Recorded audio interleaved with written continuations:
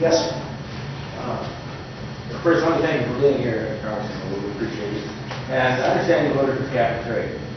And I hope you would appreciate the idea that there's another body of science forming out there in other countries, Australia, New Zealand, Spain, France, Germany, Norway, Japan, where scientists are stepping forward and saying global warming is not caused by CO2.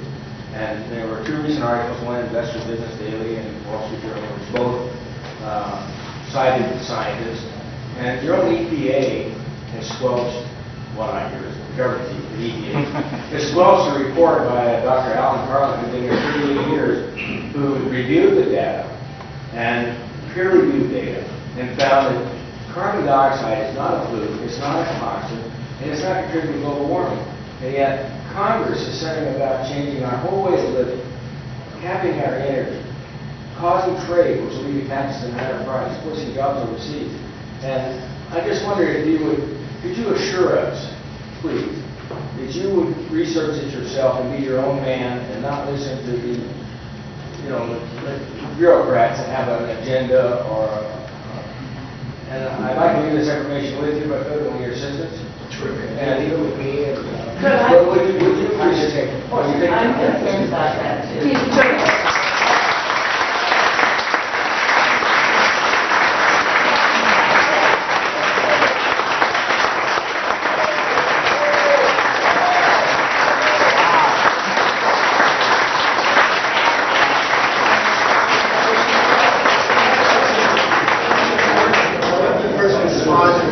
Well, this is again the same situation. Because we're going to try to conduct a process where folks have a chance to participate. My question, and may have got lost in the talking, but my question is, would you be an honest broker and do your own research and be your own man and do your own thinking? You always You already voted for it.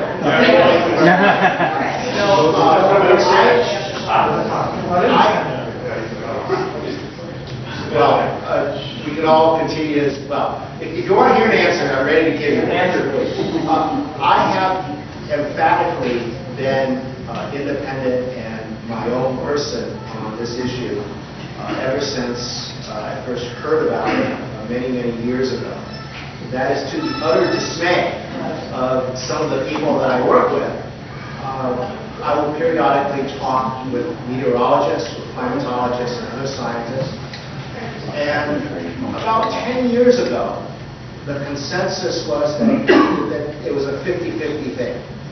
And over this decade, the scientific consensus has shifted very, very dramatically so that it is not quite as well demonstrated as, say, that smoking is linked to cancer and causes cancer, but the vast, vast, vast preponderance of scientific opinion is that climate change and global warming is a valid scientific theory. My staff is always irritated.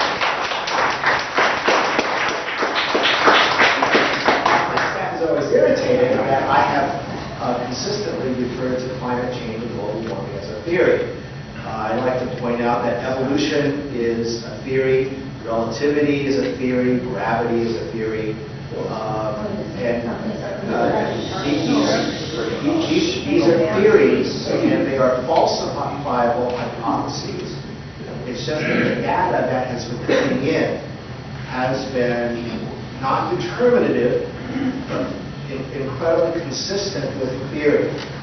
This is not the only reason to address this challenge.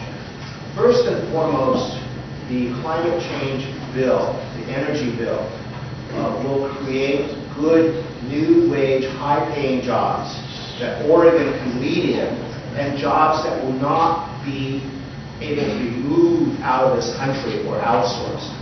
Secondly, it will up our share of using renewable energy and therefore decrease our dependence on hostile foreign countries from which we have imported a lot of energy, usually oil.